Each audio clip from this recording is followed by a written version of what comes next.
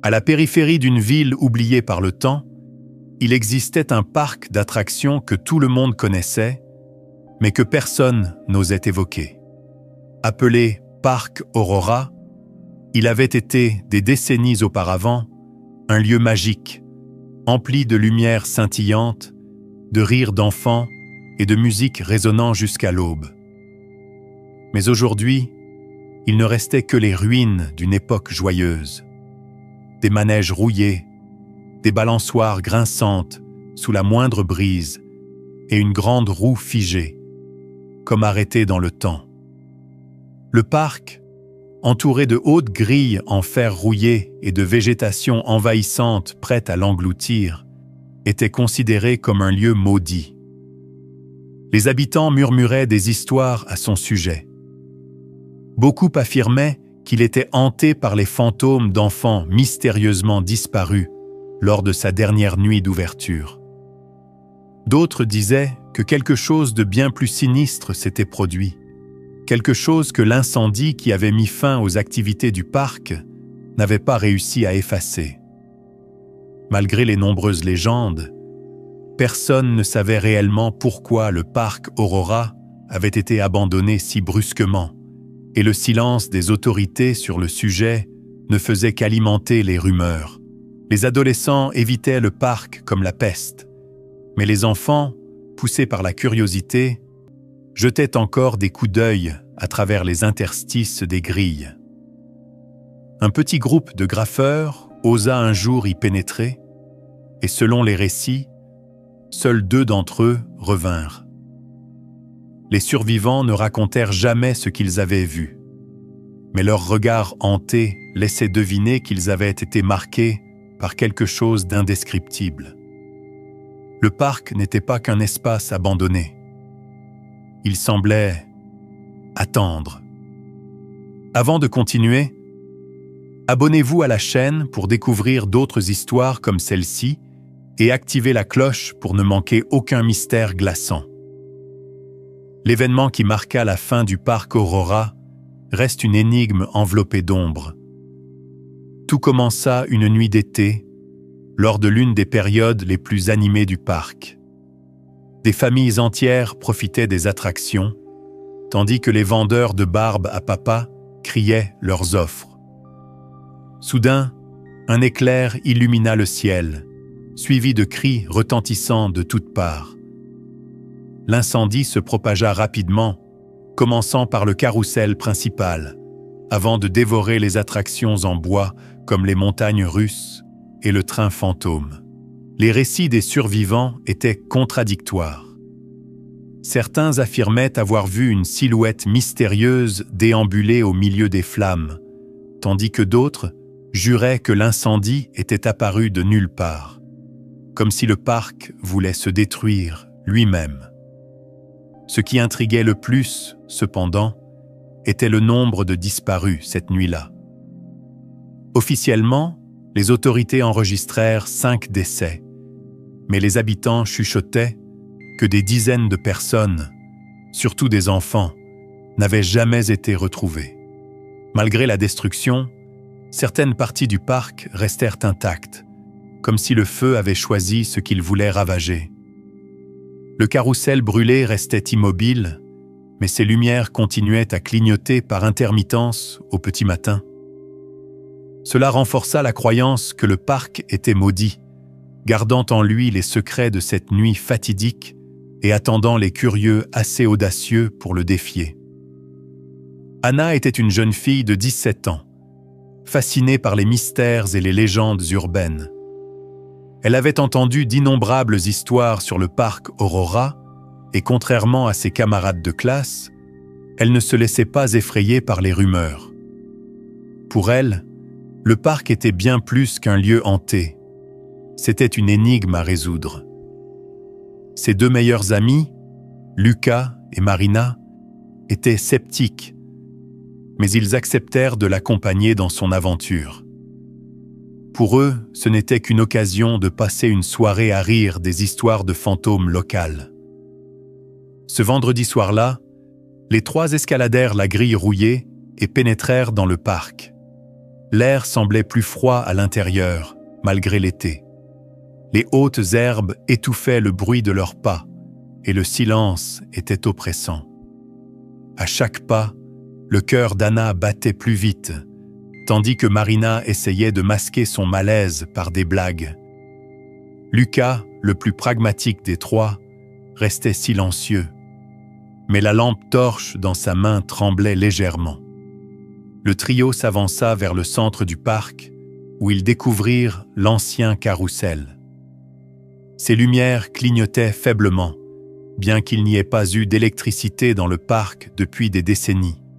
« C'est impossible », murmura Lucas, mais avant qu'il puisse continuer, un bruit résonna au loin, comme le grincement d'une vieille attraction rouillée. Ce fut le premier signe que cette nuit serait bien plus qu'une simple escapade de jeunes intrépides. Anna, Lucas et Marina se figèrent en entendant le bruit lointain.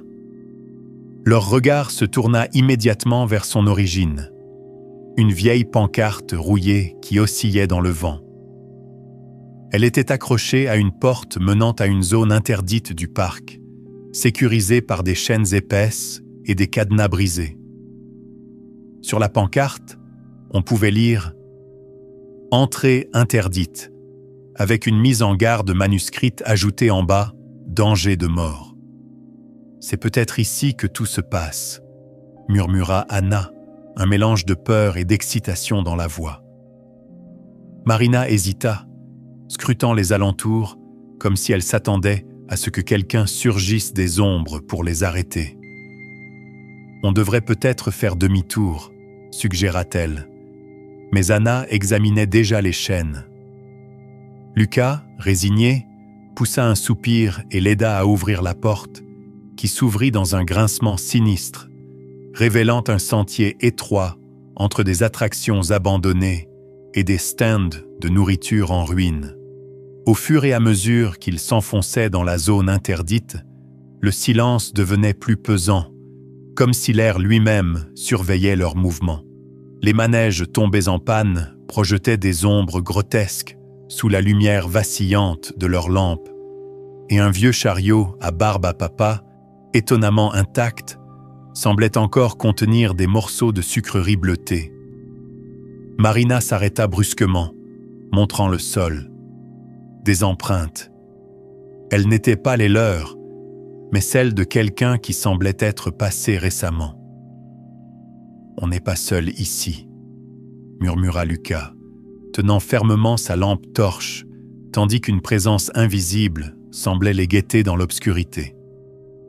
Le groupe atteignit le cœur de la zone interdite et, à leur grande surprise, retrouva le carrousel. Mais cette fois, il était parfaitement intact, comme si le temps avait reculé pour le restaurer dans toute sa splendeur. Les chevaux en bois brillaient, leur peinture impeccable, et des lumières colorées clignotaient, semblant les inviter à faire un tour. Ce n'était pas comme ça avant, murmura Marina, la voix tremblante. Avant que quiconque puisse réagir, une musique commença à jouer. C'était une mélodie douce, presque hypnotique, mais chargée d'une étrange mélancolie. Le carrousel se mit à tourner lentement, bien que personne ne soit proche des commandes. Anna s'approcha, fascinée, tandis que Lucas et Marina restaient figés, hésitant à bouger. « C'est incroyable !» s'exclama Anna, mais son enthousiasme fut de courte durée. Soudain, le carrousel s'arrêta, et les chevaux semblèrent avoir changé de position. Les yeux de Marina s'ouvrirent en grand lorsqu'elle réalisa qu'un des chevaux sculptés semblait les fixer directement. « On doit partir », dit-elle, attrapant le bras d'Anna. Mais avant qu'il ne puisse s'éloigner, un rire d'enfant résonna au loin, comme un écho venu des recoins oubliés du parc. Fuyant le carrousel, les trois coururent sans but précis à travers le parc, zigzagant entre des attractions cassées et des stands délabrés. Anna menait le groupe, sa lampe torche dessinant des ombres vacillantes sur le sol, jusqu'à ce qu'il s'arrête devant une vieille cabine photo. À l'intérieur, une silhouette immobile était assise. Un clown vêtu de vêtements défraîchis et sales, son visage peint d'un sourire grotesque. Il restait silencieux, comme un mannequin sans vie. « Ce n'est qu'une vieille décoration », dit Lucas en essayant de calmer ses nerfs. Mais alors, les yeux du clown bougèrent. Lentement au début, comme s'ils ajustaient leur focus, avant de se fixer sur Marina. Elle poussa un cri et recula, tandis que la figure restait à nouveau immobile. « Je l'ai vu. Il m'a regardé !» insista Marina, mais Lucas tenta de rationaliser.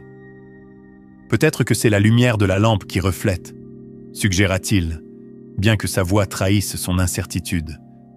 Avant qu'il ne puisse discuter davantage, un bruit métallique résonna tout près, comme si quelque chose traînait sur le sol.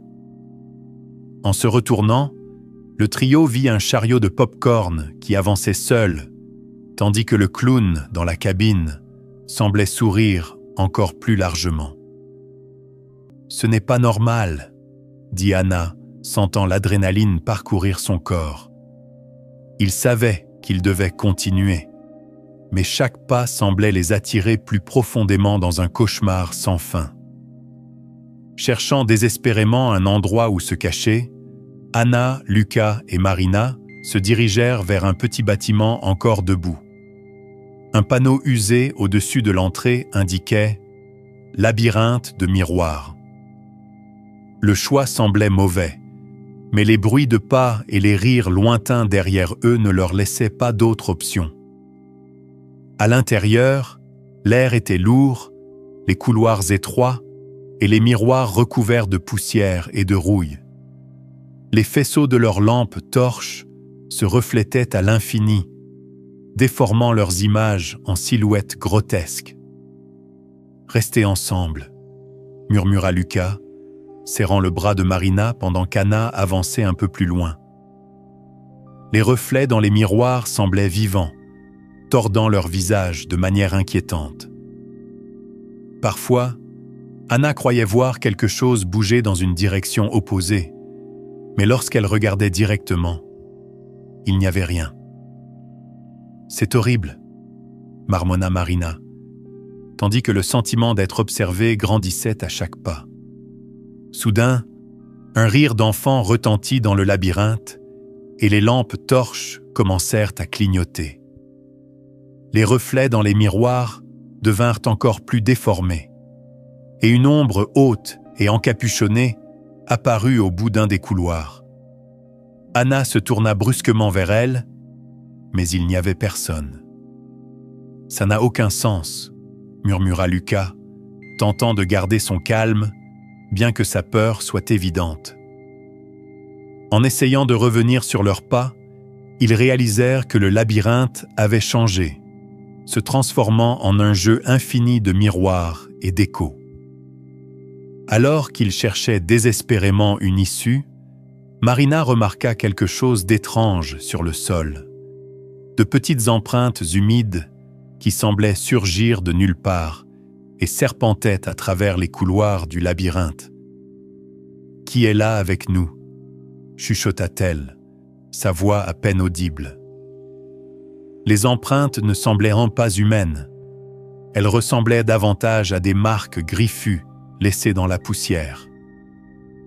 En les suivant, ils arrivèrent dans une pièce plus grande où plusieurs miroirs étaient brisés, leurs éclats couvrant le sol comme des fragments de glace.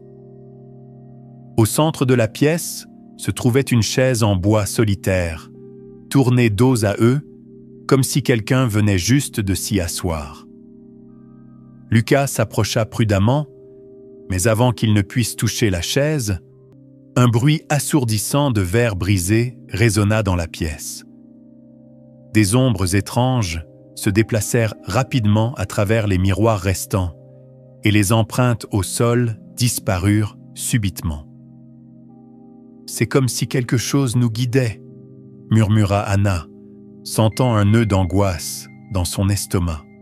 La chaise commença à grincer et à pivoter lentement, comme si une main invisible la poussait. Marina s'agrippa fermement au bras d'Anna, tandis que Lucas reculait, visiblement effrayé par ce qui allait suivre.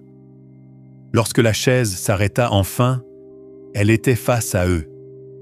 Sur le siège reposait une petite boîte à musique. Anna la prit avec des mains tremblantes et en l'ouvrant, une mélodie familière et troublante se mit à jouer. C'était la même chanson qu'ils avaient entendue sur le carrousel.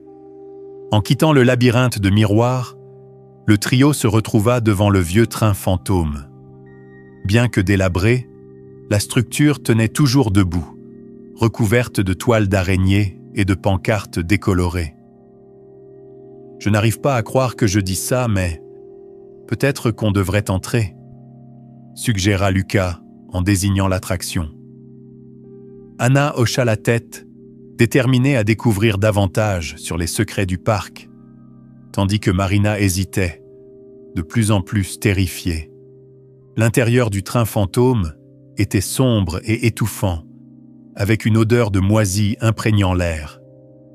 Le trio avançait avec précaution, leurs lampes torches révélant des sièges déchirés et des figures en décomposition, jadis conçues pour effrayer les visiteurs. Parmi les débris, Marina trouva quelque chose d'étrange. Un journal ancien à la couverture en cuir, taché de ce qui ressemblait à du sang séché. En l'ouvrant, Anna lut les premières lignes à haute voix, un frisson parcourant son échine. Ce parc n'est pas qu'un lieu. Il a faim, et nous sommes sa nourriture. Les pages suivantes contenaient des récits confus de disparitions et de rituels exécutés en secret, écrits par quelqu'un dont l'esprit semblait fragmenté. Le journal mentionnait des dates et des noms de personnes disparues, dont beaucoup correspondaient aux rumeurs sur le parc. « C'est pire que ce que je pensais », dit Anna, refermant le journal au moment où un bruit métallique résonnait au loin, comme si quelqu'un ou quelque chose avait activé le train. Anna ouvrit le journal avec précaution, parcourant ces pages fragiles remplies de notes griffonnées. Elle trouva une vieille photo coincée entre deux pages, maintenue par un trombone rouillé. La photo, en noir et blanc, montrait une grande foule rassemblée devant le carrousel du parc Aurora. Au centre de l'image se tenait un homme déguisé en clown, arborant un large sourire troublant. Ses yeux, d'un réalisme saisissant, semblaient suivre quiconque regardait la photo. « C'est le même clown qu'on a vu dans la cabine photo », s'exclama Marina, fixant l'image avec effroi. Lucas prit le journal pour examiner la photo de plus près. Quelque chose clochait, tandis que les personnes sur la photo apparaissaient floues, presque fantomatiques. Le clown était parfaitement net, comme s'il était la seule chose vivante sur l'image.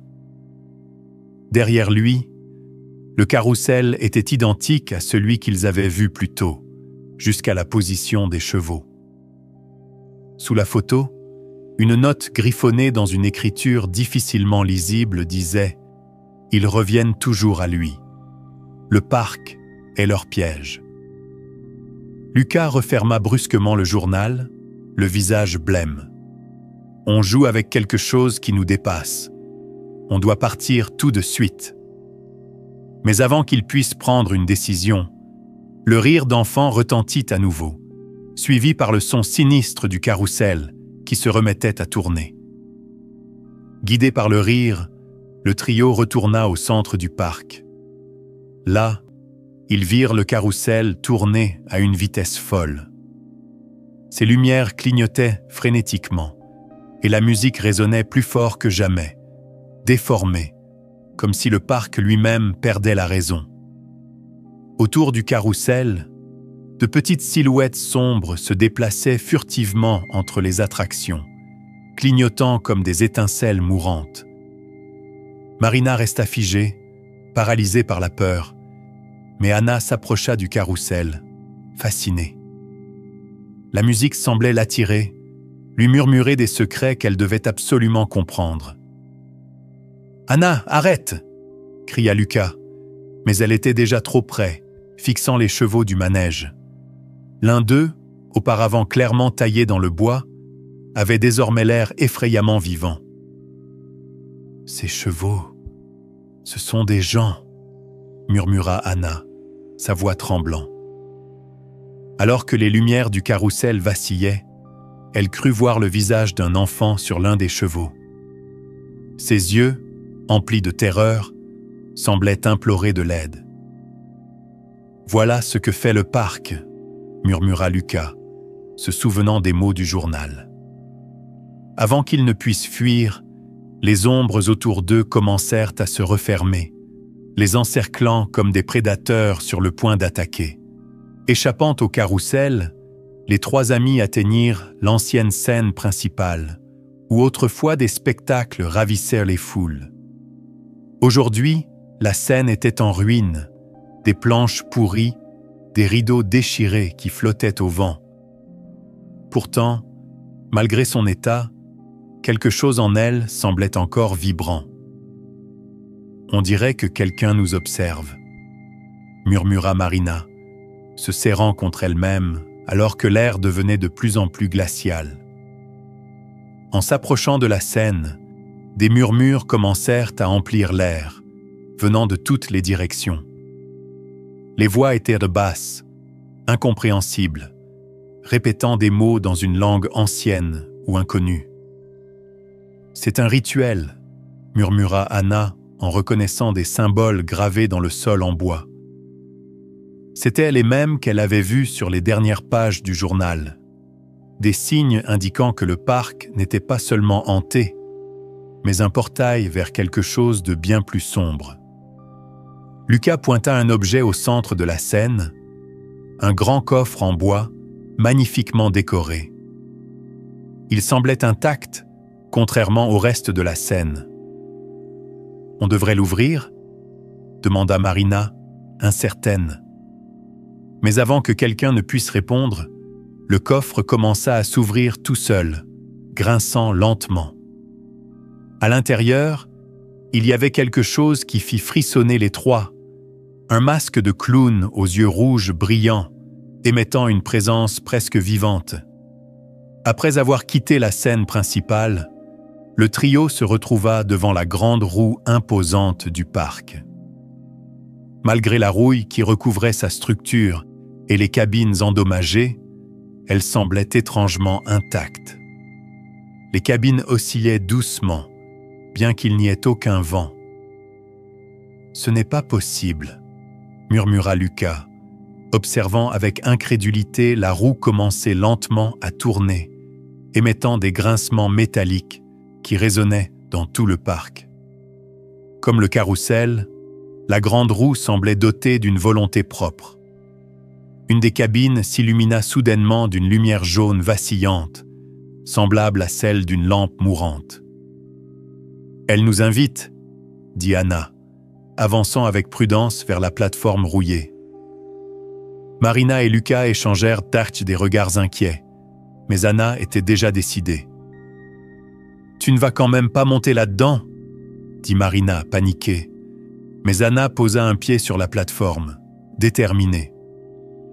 La cabine illuminée s'arrêta devant eux et sa porte s'ouvrit dans un grincement sinistre. « Si le parc veut nous montrer quelque chose, c'est peut-être notre seule chance de comprendre », expliqua Anna. À contre-cœur, Lucas et Marina la suivirent. La porte se referma derrière eux et la cabine commença à monter lentement. Depuis le sommet, ils pouvaient voir tout le parc vibrant de vie. Des lumières clignotantes, des ombres fugitives et des rires fantomatiques portés par le vent. De retour sur la terre ferme, Anna et ses amis remarquèrent que l'atmosphère du parc avait changé. Les bruits, autrefois sporadiques, étaient désormais omniprésents, un mélange de chuchotements et de cris lointains. En suivant les rails des montagnes russes abandonnées, Anna remarqua une trappe métallique, presque invisible sous les herbes hautes. Elle était rouillée et recouverte de mousse, mais toujours fonctionnelle. « On ne va quand même pas ouvrir ça ?» demanda Lucas, tandis que Marina jetait des regards nerveux autour d'eux. « Nous n'avons pas le choix », répondit Anna, tirant de toutes ses forces sur la trappe. En dessous, un escalier en pierre étroit et sombre descendait dans les profondeurs.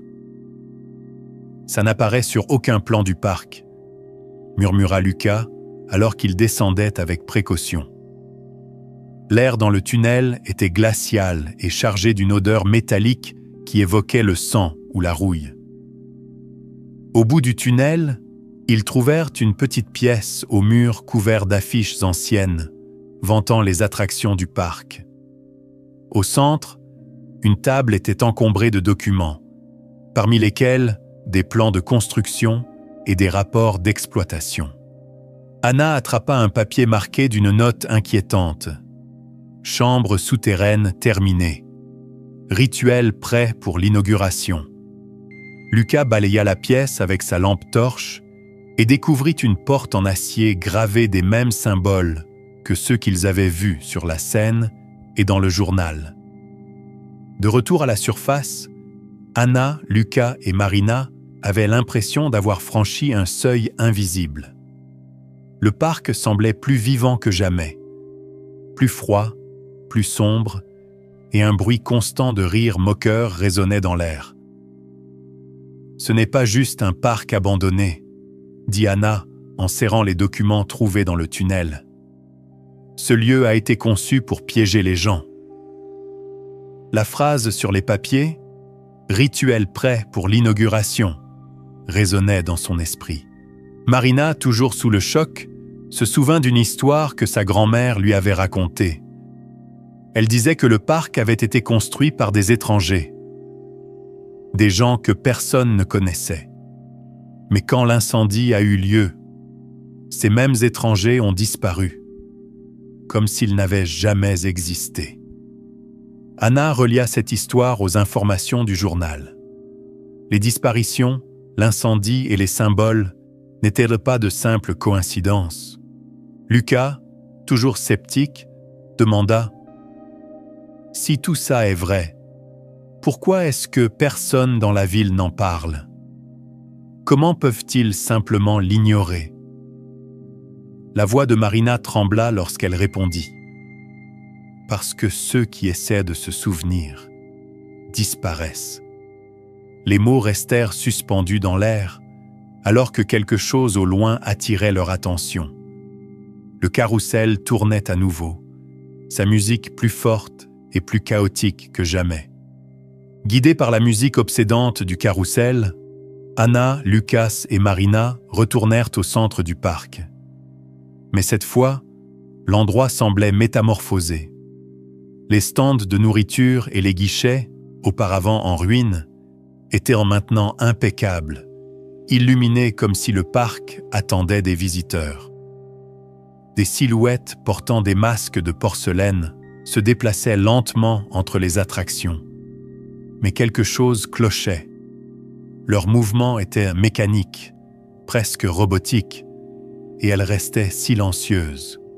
« Ce n'est pas réel », murmura Lucas, mais Anna répondit avec calme. « Si ce n'était pas réel, on ne pourrait pas le voir. » Marina s'accrocha au bras d'Anna en observant une de ces figures passer près d'eux. Le masque, orné d'un sourire peint troublant, était fissuré par endroits. Derrière un stand, un groupe d'autres figures masquées restait immobile, comme si elles attendaient un signal. En s'approchant, ils découvrirent une vérité terrifiante. Les masques n'étaient pas simplement des accessoires. Ils semblaient soudés à la peau des silhouettes, comme s'ils faisaient partie d'elles. Le cœur serré, Anna remarqua que, sous certains masques fissurés, des yeux humains les fixaient. « Ils sont prisonniers ici », murmura-t-elle, horrifiée. Les figures commencèrent alors à se mouvoir, lentement au début, puis plus rapidement, se regroupant comme une meute autour des trois amis, qui prirent par la fuite. Échappant de justesse aux figures masquées, le trio trouva refuge dans un ancien salon de thé. Jadis un lieu où les familles se réunissaient, il n'en restait plus que des meubles délabrés et des toiles d'araignées. Sur le comptoir principal, un carnet en cuir rouge couvert de poussière attira leur attention. « C'est comme si quelqu'un l'avait laissé ici exprès », dit Lucas, en ramassant l'objet avec des mains tremblantes. À l'intérieur, les pages étaient remplies de noms écrits à la main. Beaucoup étaient barrés ou marqués de symboles étranges. Certains noms étaient accompagnés d'âges et de descriptions, principalement des enfants. Marina tourna rapidement les pages jusqu'à la dernière et trouva une note glaçante. « Les élus sont immortalisés. Le parc a besoin d'eux pour exister. » Elle lâcha le carnet, ses mains tremblant, ses yeux emplis de larmes. « Ça explique les histoires sur les enfants disparus, » dit Anna en ramassant le carnet. Mais lorsqu'elle l'examina de plus près, elle remarqua quelque chose de plus inquiétant encore. Le dernier nom inscrit était celui de Marina, accompagné de sa date de naissance. « C'est impossible !» hurla Marina, des sanglots dans la voix. Le silence du parc et la musique de plus en plus forte du carrousel semblaient confirmer leurs craintes. Toujours à l'intérieur du salon de thé, Lucas trouva un bout de papier plié sous une table. Il était taché de ce qui ressemblait à du sang séché. En le dépliant, il lut à haute voix « Si tu lis ceci, il est déjà trop tard pour t'échapper. Le parc choisit ceux qu'il veut et personne ne part avant que le cycle ne soit complet. » La note ressemblait à un dernier message de quelqu'un qui avait tenté en vain de fuir. « Alors c'est tout ?» demanda Marina, sa voix tremblant de désespoir. « On ne peut pas sortir d'ici ?» Anna secoua la tête, refusant d'accepter cette idée. « Il doit y avoir un moyen. Si ce parc fonctionne en cycle, on peut le briser, » insista-t-elle, en feuilletant le carnet, cherchant des indices ou des motifs qui pourraient les aider. Alors qu'elle examinait les pages, une goutte tomba sur sa main. En levant les yeux, elle remarqua que le plafond commençait à suinter un liquide épais et rouge, semblable à du sang. Lucas pointa la fenêtre où les figures masquées s'étaient de nouveau rassemblées, immobiles, mais les observant intensément. « On doit partir maintenant », déclara Lucas d'une voix ferme, et cette fois, personne ne discuta. En sortant du salon de thé, le trio se retrouva face à une bifurcation dans le chemin. À gauche, le portail principal du parc était grand ouvert, et le sentier de terre au-delà semblait baigné par une lumière lunaire rassurante. À droite, le chemin les ramenait vers le centre du parc, où le carrousel continuait de tourner à une vitesse folle, sa musique de plus en plus frénétique. « On peut sortir maintenant », dit Marina en pointant le portail. « C'est notre chance. » Anna s'arrêta, indécise. « Et si c'était un piège ? Quelque chose me dit que le parc ne nous laissera pas partir si facilement. » Lucas, toujours en train de serrer le carnet, semblait aussi partagé. « Si on reste, on peut comprendre comment arrêter tout ça. Mais si on part, peut-être qu'on condamne d'autres à vivre ce qu'on vit. » Marina les regarda, désespérée. « Vous vous entendez ? Peu importe ce qu'on découvre, le parc ne nous laissera pas sortir vivants. Avant qu'il ne puisse prendre une décision, un cri perçant d'enfant déchira le silence. Il venait de la direction du carrousel. Anna pivota immédiatement, son instinct lui dictant d'aller voir. Je refuse de laisser ça continuer, dit-elle avant de courir vers le bruit. Lucas et Marina, bien qu'hésitants, n'eurent d'autre choix que de la suivre. Le portail principal disparut derrière eux, comme un mirage inaccessible, tandis que le parc semblait refermer ses griffes sur eux. En arrivant au carrousel, le spectacle qui s'offrit à eux était plus terrifiant qu'ils ne l'avaient imaginé. Les chevaux en bois avaient disparu, remplacés par des silhouettes humaines. Certaines étaient clairement des enfants, leurs visages figés dans des expressions de terreur. D'autres étaient des adultes, leur corps tordus pour s'adapter au siège du manège. Ce ne sont pas seulement des victimes, elles sont devenues une partie du parc, murmura Anna, sa voix brisée par l'horreur. Marina éclata en sanglots, mais son cri fut interrompu par le son de pas lourds et mesurés. Émergeant des ombres, le clown aux yeux rouges avançait lentement vers eux. Chaque mouvement semblait calculé, sa présence remplie d'une menace silencieuse.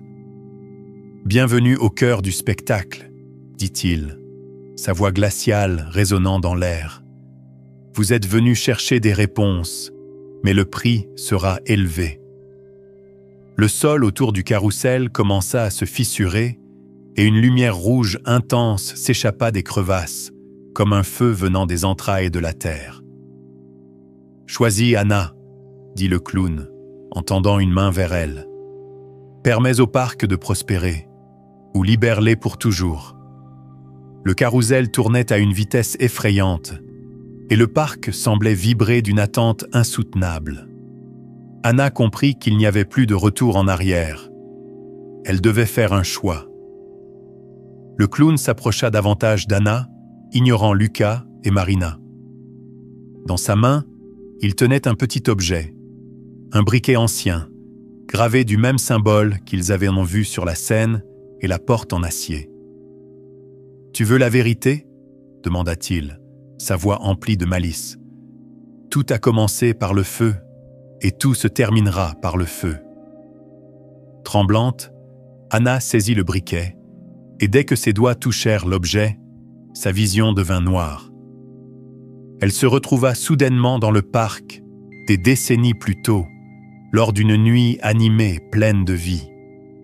Des rires emplissaient l'air, et les lumières scintillaient de 1000 feux. Mais quelque chose n'allait pas. Derrière les attractions, Anna vit des silhouettes masquées rassemblées autour d'un grand feu de joie. Elles chantaient dans une langue ancienne, leur voix se mêlant au crépitement des flammes. Au centre du cercle, un enfant terrifié se tenait immobile, comme paralysé. Anna comprit que l'incendie n'avait pas été un accident.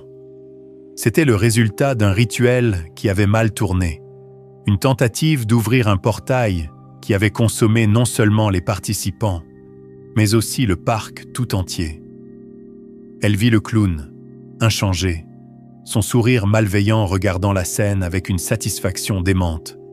« Le parc est mon corps, mon âme, » dit-il, ses yeux rouges brillants fixant Anna à travers la vision. « Et maintenant, tu fais partie de lui. » Lorsque la vision prit fin, Anna se retrouva à nouveau dans le parc, toujours en train de serrer le briquet dans sa main. Le carrousel continuait de tourner et le clown se tenait devant elle, ses yeux rouges perçants ne la quittant pas du regard. « Tu as vu, n'est-ce pas ?» dit-il d'une voix froide. « Ils ne sont jamais partis. » Il montra les figures humaines emprisonnées dans les attractions du parc, leurs visages figés dans un cri silencieux. Lucas et Marina observaient Anna depuis la distance, incapables de la rejoindre, comme si une barrière invisible les retenait. « Anna, qu'est-ce que tu fais ?» hurla Marina, sa voix brisée par la peur. Mais Anna ne répondit pas. Elle regardait le clown, puis le briquet dans sa main. « Pourquoi me montrer tout ça ?» demanda-t-elle, tremblante. « Parce que tu es la prochaine gardienne » répondit le clown, inclinant légèrement la tête. Le parc a besoin de quelqu'un pour le comprendre et le maintenir en vie. Anna sentit un frisson glacial la parcourir. Elle détourna les yeux vers les esprits enfermés, leur regard suppliant la transperçant. Elle comprit que sa décision aurait des conséquences irréversibles, mais elle ne pouvait pas rester là, les laissant souffrir indéfiniment. Avec un geste de la main, le clown transforma à nouveau le parc. Les lumières s'illuminèrent de 1000 feux, les attractions semblaient neuves, et des dizaines de figures masquées se rassemblèrent autour du carrousel comme un public attendant une grande révélation.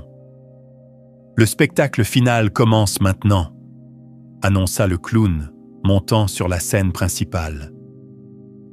Lucas et Marina crièrent pour qu'Anna s'éloigne, mais le parc lui-même semblait les retenir, les empêchant de bouger. Le sol sous le carrousel se fissura davantage, et des flammes rouges s'échappèrent, comme un gouffre prêt à tout engloutir. Le clown leva les bras, et les esprits piégés commencèrent à se déplacer, attirés par une force invisible vers le centre du carrousel. « Décide-toi, Anna », dit le clown d'une voix solennelle. « Permets au parc de perdurer ou libère-les à jamais. » Il tendit une main vers elle, l'invitant à monter sur la scène. Anna regarda Marina et Lucas, leurs visages marqués par la terreur et l'impuissance. Elle savait que son choix définirait non seulement son destin, mais aussi celui de toutes les âmes liées à ce lieu. Anna ferma les yeux, sentant le poids du briquet dans sa paume. Elle savait qu'il était la clé pour détruire le parc, mais elle comprenait aussi que cela aurait un prix élevé. « Tu ne peux pas faire ça », murmura le clown, sa voix prenant presque un ton implorant. « Si le parc meurt, tu mourras avec lui. » Ignorant ces paroles, Anna inspira profondément et alluma le briquet avant de le jeter dans la fissure sous le carrousel. Le parc sombra dans le chaos. Le carrousel s'arrêta brusquement, ses lumières éclatant en morceaux comme du verre. Les attractions s'effondrèrent, leur structure s'embrasant, tandis que des flammes dévoraient tout. Les figures masquées fuyaient dans toutes les directions, et la lumière rouge devint plus intense, engloutissant tout sur son passage. Lucas et Marina crièrent pour Anna, mais ils ne pouvaient pas franchir la barrière invisible qui les séparait. « Anna, sors de là !» hurla Lucas, mais elle restait immobile. Le clown s'approcha d'elle, mais son corps commençait déjà à se dissiper en fumée. « Tu as fait une erreur !» chuchota-t-il, avant de disparaître complètement. Anna observe les esprits s'élever dans le ciel, libres pour la première fois. Un faible sourire illumina son visage, alors qu'elle comprenait qu'elle avait fait ce qu'il fallait. Mais quand elle tenta de partir, elle réalisa qu'elle ne pouvait plus bouger. Le parc la retenait, elle était désormais liée à lui pour l'éternité. Les flammes consumèrent le parc Aurora, le réduisant en cendres. Tout disparut, laissant Anna seule au milieu d'un vide infini. Elle comprit le sacrifice qu'elle avait fait. Bien que le parc fût détruit, son lien avec lui subsistait. Elle était devenue la gardienne de ses secrets, veillant à ce qu'ils ne puissent jamais renaître. De l'extérieur, Lucas et Marina regardèrent le parc disparaître en un instant, ne laissant qu'une clairière vide, dépourvue de ruines ou de traces de destruction. « Elle l'a fait », dit Marina, les larmes coulant sur ses joues. « Elle les a sauvés, mais elle n'a pas pu se sauver elle-même. » Lucas prit Marina dans ses bras et ils s'éloignèrent, portant le poids d'une histoire que personne ne croirait jamais. Dans le vide, Anna savait qu'elle n'était pas seule. Les souvenirs du parc étaient encore vivants, et des murmures doux de gratitude flottaient dans l'air. Bien qu'elle n'ait plus de forme physique, elle savait qu'elle faisait partie de l'héritage du parc, s'assurant qu'il ne puisse plus jamais nuire à quiconque. Pourtant, malgré la disparition du parc, les habitants de la ville continuaient à en parler, comme une ombre persistante dans leurs souvenirs. Certains juraient qu'au clair de lune, ils pouvaient encore entendre le faible son d'un carrousel tournant au loin. C'était comme si le parc Aurora n'avait jamais vraiment cessé d'exister, mais avait simplement changé de forme, attendant que la prochaine histoire commence.